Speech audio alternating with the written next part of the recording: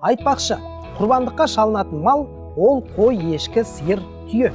Қой мен ешкі 1 жасар, сиыр 2 жасар, ал түйе 5 жастан асуы керек. 6 айдан асқан қозы егер ірі болса, оны да құрбандыққа қиюға болады. Қой мен ешкіні тек бір адам құрбан ретінде шала алады. Ал сиыр немесе түйені бір кісі өзіне арнап құрбандыққа шалғаны секілді 7 кісі бірігіп шалуына рұқсат етеді. Бір көзі соқыр, тістерінің жартысы түскен, құлағының немесе құйрығының басым бөлігі жоқ, бір аяғы шолақ немесе ақсақ өлейін деп тұрған арық мал құрбандыққа жарамайды. Негізі құрбандық шалу дегеніміз Аллах тағалаға барынша жақындау ғой. Яғни Алладан басқаға арнап құрбан шалуға болмайды. Ал Аллах тағалаға арнаған мал өте әдемі, семіз, күшті және ірі болуы шарт. Сосын бір отбасыға бір малды құрбандыққа шалу жеткілікті.